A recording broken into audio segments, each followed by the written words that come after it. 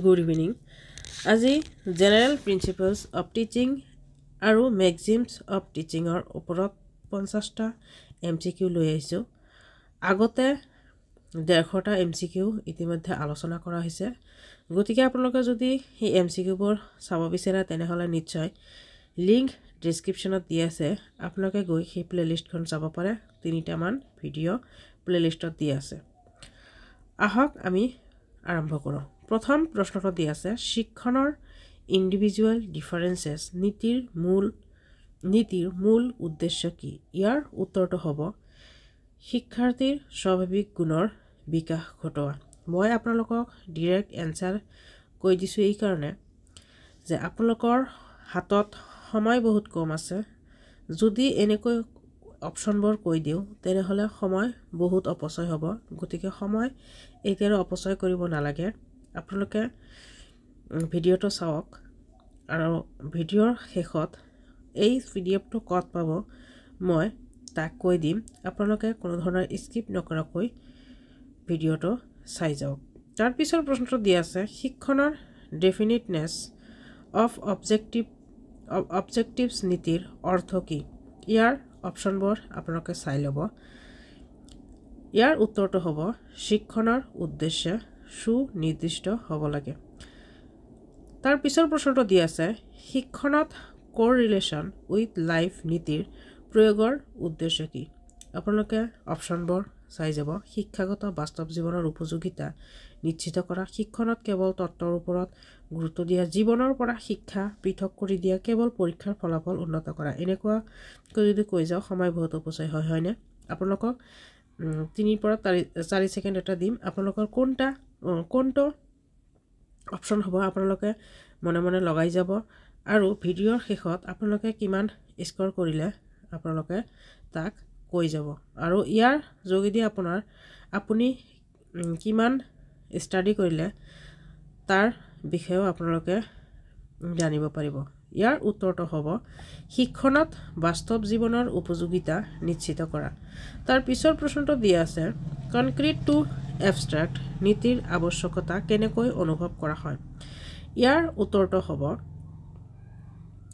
উত্তৰটো হ'ব option C বাস্তৱ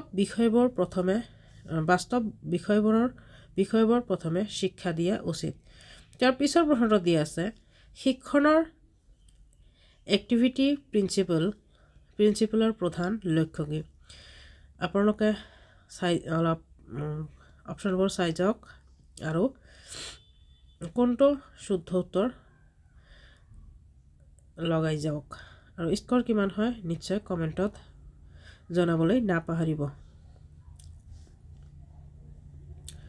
ইয়াৰ উত্তৰটো হ'ব অপশ্যন বি শিক্ষাৰ্থীক সক্ৰিয় কৰি ৰখা। তাৰ পিছৰ প্ৰশ্নটো দিয়া আছে চাইক'লজিকেল টু লজিকেল নীতি কেনেকৈ শিক্ষণত সহায় কৰে? ইয়াৰ উত্তৰটো হ'ব অপশ্যন এ শিক্ষাৰ্থীৰ চিন্তাধাৰাৰ বিকাশ ঘটায়। তাৰ পিছৰ প্ৰশ্নটো দিয়া আছে ফ্ৰম হোল টু পাৰ্ট নীতিৰ উদাহৰণ কি?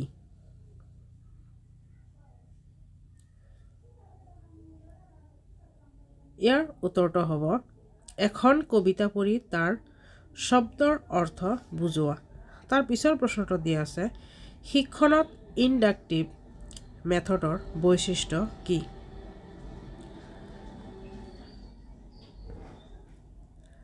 ইয়াৰ উত্তৰটো হ'ব বি উদাহৰণৰ পৰা নিয়মৰ দিশে যোৱা। তাৰ পিছৰ প্ৰশ্নটো দিয়া আছে মেক্সিমছ অফ টিচিঙৰ উদ্দেশ্য কি?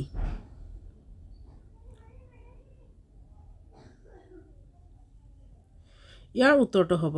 শিক্ষণ অধিক সহজ আৰু ফলপ্ৰসূ কৰা। তাৰ পিছৰ প্ৰশ্নটো দিয়া আছে শিক্ষণৰ ফ্ৰম এনালাইচিছ টু চিন্থেচিছ নীতিৰ সঠিক অৰ্থ কি?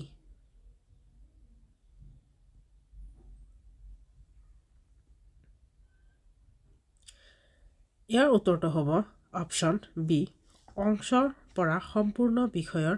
দিশে আগবঢ়া। তাৰ পিছৰ প্ৰশ্নটো দিয়া আছে প্ৰিন্সিপল অফ ইণ্ডিভিজুৱেল ডিফাৰেন্স অনুসৰি শিক্ষণত কি প্ৰয়োজন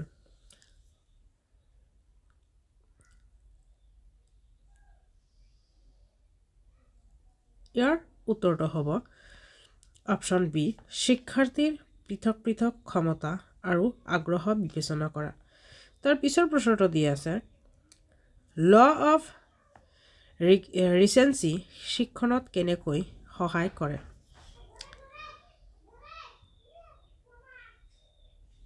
ইয়াৰ উত্তৰটো হ'ব শিক্ষাৰ্থীয়ে শেহতীয়াকৈ অভিজ্ঞতা সহজে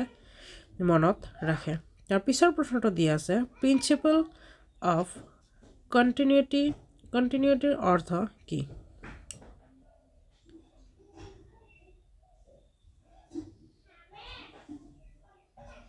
ইয়াৰ উত্তৰটো হ'ব অপশ্যন চি শিক্ষণৰ প্ৰক্ৰিয়া সদায় চলি থকাটো নিশ্চিত কৰা তাৰ পিছৰ প্ৰশ্নটো দিয়া আছে প্ৰিন্সিপল অফ ফিডবেকৰ মূল উদ্দেশ্য কি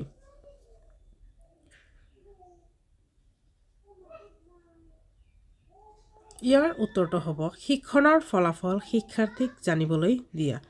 তাৰ পিছৰ প্ৰশ্নটো দিয়া আছে maxim of teaching from concrete to এবষ্ট্ৰাক্টৰ অনুশীলন কেনেকৈ কৰিব ইয়াৰ উত্তৰটো দিয়া আছে বাস্তৱ উদাহৰণৰ সহায়ত বিমূৰ্ত নিয়ম বুজাই দিয়া তাৰ পিছৰ প্ৰশ্নটো দিয়া আছে প্ৰিন্সিপল অফ হেবিট ফৰ্মেশ্যনৰ ওপৰত কেনেকৈ কাম কৰা যায়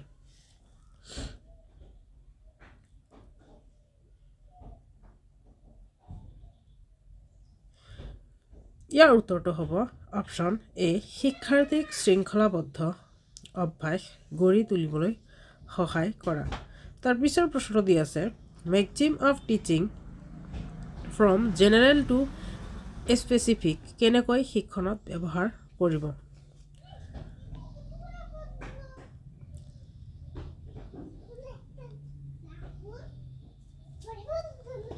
ইয়াৰ উত্তৰটো হ'ব উদাহৰণৰ সহায়ত নিয়ম শিকোৱা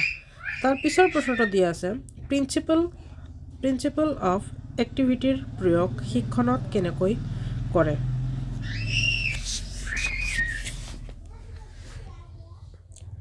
ইয়াৰ উত্তৰটো হ'ব অপশ্যন এ শিক্ষাৰ্থীক শিক্ষণৰ প্ৰক্ৰিয়াত সক্ৰিয়ভাৱে জড়িত কৰা তাৰ পিছৰ প্ৰশ্নটো দিয়া আছে প্ৰিন্সিপল অফ কোৰিলেশ্যনৰ লক্ষ্য কি ইয়াৰ উত্তৰটো হ'ব অপশ্যন এ শিক্ষাৰ বিষয়বোৰৰ মাজত সম্পৰ্ক স্থাপন কৰা তাৰ পিছৰ প্ৰশ্নটো দিয়া আছে ল অফ মাল্টিপল ৰেছপন্সৰ শিক্ষণত ভূমিকা কি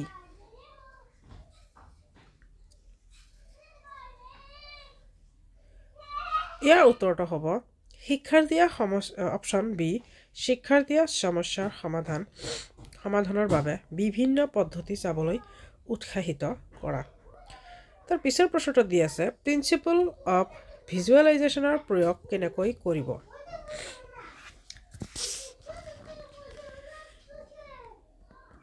ইয়াৰ উত্তৰটো হ'ব অপশ্যন এ শিক্ষাৰ্থীক বিষয়বস্তুৰ ছবি মানচিত্ৰ আৰু আখৰা ব্যৱহাৰ কৰি শিকোৱা তাৰ পিছৰ প্ৰশ্নটো দি আছে প্ৰিন্সিপল অফ স্পাইৰেল কাৰিকুলামৰ শিক্ষণত প্ৰয়োজন কি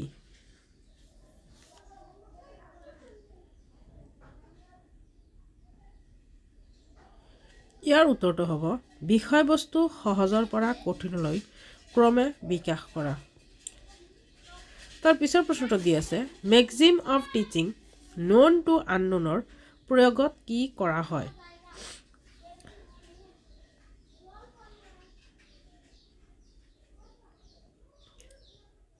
ইয়াৰ উত্তৰটো হ'ব শিক্ষাৰ্থীৰ আগত থকা জ্ঞানৰ পৰা নতুন বিষয়ৰ সৈতে সম্পৰ্ক স্থাপন কৰা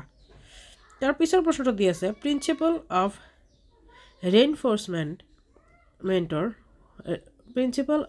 ৰেইনফৰ্চমেণ্টৰ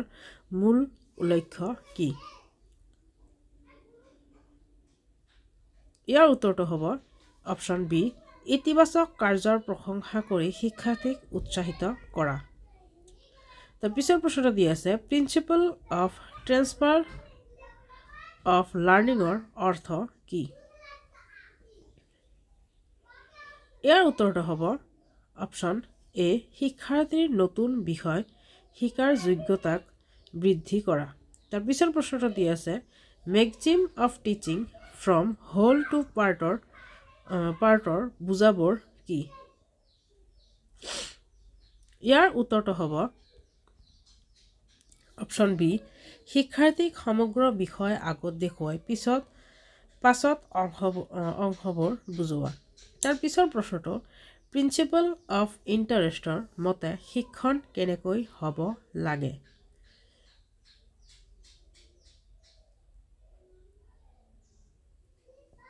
ইয়াৰ উত্তৰটো হ'ব অপশ্যন বি শিক্ষাৰ্থীৰ আগ্ৰহ আৰু প্ৰয়োজনৰ ওপৰত শিক্ষণ দিয়া তাৰ পিছৰ প্ৰশ্নটো দি আছে ল অফ এছ'চিয়েটিভ লাৰ্ণিঙৰ শিক্ষণত ভূমিকা কি ইয়াৰ উত্তৰটো হ'ব অপশ্যন বি নতুন বিষয় আগৰ জ্ঞানৰ সৈতে সংযোগ কৰোৱা তাৰ পিছৰ প্ৰশ্নটো দি আছে maxim of teaching from particular to জেনেৰেলৰ সঠিক উদাহৰণ কি ইয়াৰ উত্তৰটো হ'ব উদাহৰণৰ পৰা নিয়মবোৰৰ উন্নতি ঘটোৱা তাৰ পিছৰ প্ৰশ্নটো দি আছে প্ৰিন্সিপল অফ সিকুৱেন্সিয়েল ডেভেলপমেণ্টৰ শিক্ষণ কেনেকৈ হ'ব লাগে ইয়াৰ উত্তৰটো হ'ব বিষয়বস্তু ধাপে ধাপে সংগঠিতভাৱে দিয়া তাৰ পিছৰ প্ৰশ্নটো দি আছে ল অফ ইফেক্টৰ উদ্দেশ্য কি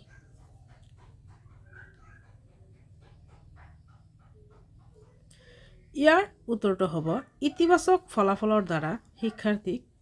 প্ৰেৰণা দিয়া অৰ্থাৎ অপশ্যন নম্বৰ এ তাৰ পিছৰ প্ৰশ্নটো দি আছে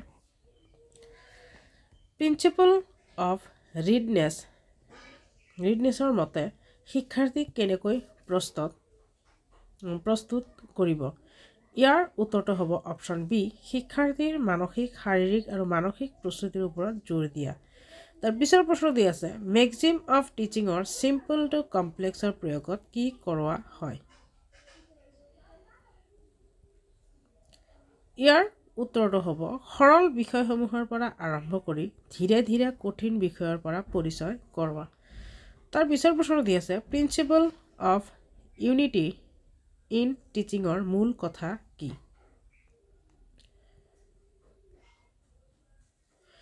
ইয়াৰ উত্তৰটো হ'ব বিষয়বস্তুৰ মাজত সংহতি থাকিব লাগে অপশ্যন এ তাৰ পিছৰ প্ৰশ্ন দি আছে মেক্সিম অফ টিচিঙৰ কনক্ৰিট টু এবষ্ট্ৰাক্টৰ উদাহৰণ কি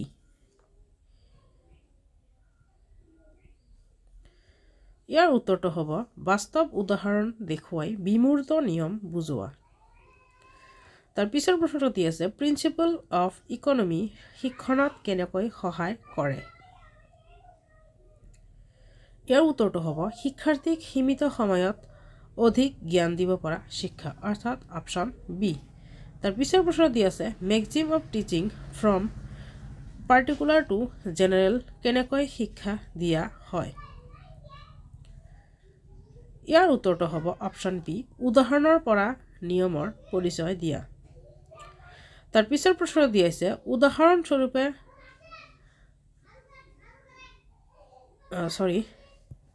এইটো সমাধান হয় তাৰ পিছৰ প্ৰশ্ন দি আছে প্ৰিন্সিপল অফ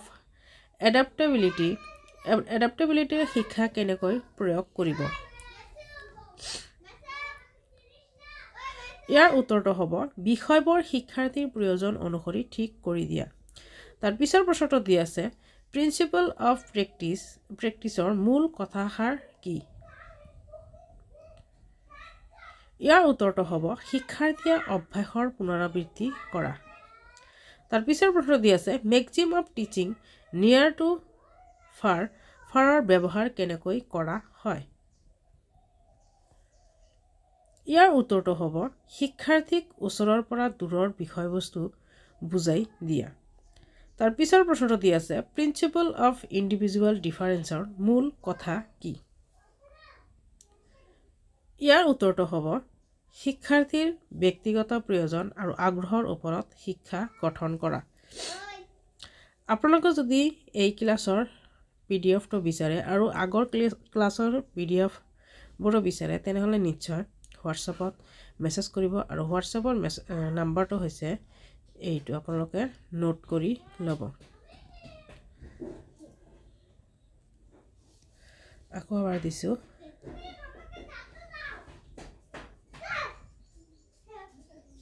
আপোনালোকে এই নাম্বাৰটোত হোৱাটছআপ কৰিব পাৰে আৰু হোৱাটছআপত কোনখিনি নোটছ বিচাৰে আপোনালোকে নিশ্চয় জনাব মই আপোনালোকক সেই অনুসাৰে পঠাই দিম আৰু আপোনালোকে আগতে আলোচনা কৰা 150 MCQৰ ভিডিঅ' তিনিটা চাবলৈ নাপাহৰিব লিংক ভিডিঅ'ৰ ডেছক্ৰিপশ্যনত দিয়া আছে আপোনালোকে গৈ প্লেলিষ্ট এটা বনাই দিয়া আছে তিনিটা ভিডিঅ' দিয়া আছে এইটোলৈ 4টা হ'ব এই প্লেলিষ্টখন আপোনালোকে নিশ্চয় চাই ল'ব তাৰ পিছৰ প্ৰশ্নটো দিয়া আছে maximum of teaching from psychological to লজিক্যালৰ উদাহৰণ কি ইয়াৰ উত্তৰটো হ'ব শিক্ষাৰ্থীক মনস্তাত্ত্বিক দিশৰ পৰা যুক্তিবাদৰ দিশলৈ লৈ যোৱা তাৰ পিছৰ প্ৰশ্নটি আছে প্ৰিন্সিপল অফ এক্টিভ পাৰ্টিচিপেশ্যন শিক্ষণত কেনেকৈ সহায় কৰে ইয়াৰ উত্তৰটো হ'ব শিক্ষাৰ্থীক সক্ৰিয়ভাৱে শিক্ষণ প্ৰক্ৰিয়াত অংশগ্ৰহণ কৰিব দিয়া তাৰ পিছৰ প্ৰশ্নটো দি আছে maxim of teaching analysis two সিনথেসিসৰ মূল কথা কি ইয়াৰ উত্তৰটো হ'ব অপশ্যন এ বিষয়ক অংশত ভাঙি পৰ্যালোচনা কৰি পুনৰ একত্ৰিত কৰা তাৰ পিছৰ প্ৰশ্নটো দি আছে প্ৰিন্সিপল অফ ফিডবেক কেনেকৈ শিক্ষণ প্ৰক্ৰিয়াত সহায় কৰে ইয়াৰ উত্তৰটো হ'ব শিক্ষাৰ্থীৰ ওপৰত নিৰন্তৰ পৰ্যালোচনা কৰি সংশোধন কৰা তাৰ পিছৰ প্ৰশ্নটো দি আছে maxim of teaching from general to স্পেচিফিকৰ উদাহৰণ কি এই প্ৰশ্নটো হয়তো আগতো আলোচনা কৰা হৈছে ইয়াৰ উত্তৰটো হ'ব অপশ্যন বি নিয়মৰ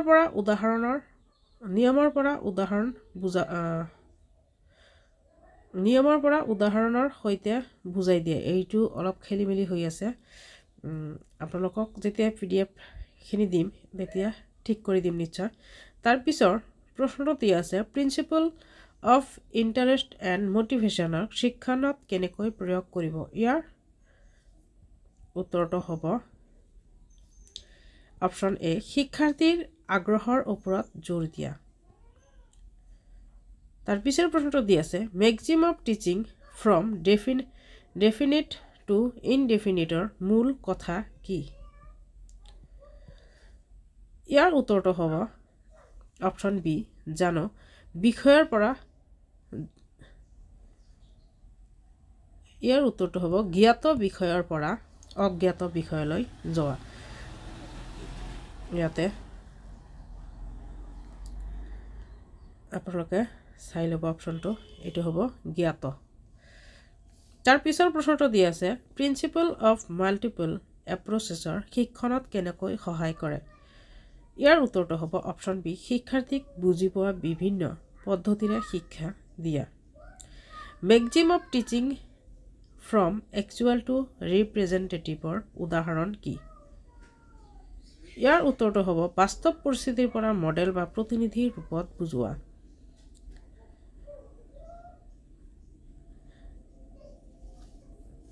আজি আপোনালোকৰ সৈতে 50টা MCQ আলোচনা কৰিম আৰু আপোনালোকৰ কোনটো টপিকৰ ওপৰত ভিডিঅ' লগে আপোনালোকে নিশ্চয় কমেণ্ট কৰি জনাব মই সেইটো টপিকৰ ওপৰত MCQ আনিবলৈ চেষ্টা কৰিম আপোনালোকে কমেণ্টত জনাই দিব কোনটো টপিকৰ ওপৰত আপোনালোকৰ MCQ লাগে আৰু আপোনালোকৰ যদি বেলেগ কোনো সাবজেক্টৰ ওপৰতো যদি MCQ লাগে তেনেহলে আপোনালোকে নিশ্চয় কমেণ্টত জনাব মই আপোনালোকক দিবলৈ চেষ্টা কৰিম আপোনালোকে English math pedagogy Assam and its people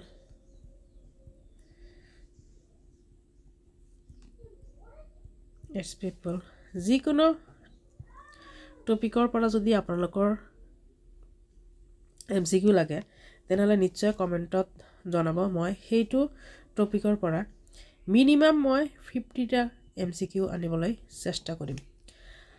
আশা কৰিম আপোনালোকৰ ভিডিঅ'টো ভাল লাগিছে আৰু ভাল লাগিলে ভিডিঅ'টো নিশ্চয় শ্বেয়াৰ কৰি দিব আৰু লগতে ছাবস্ক্ৰাইব কৰিবলৈ নাপাহৰিব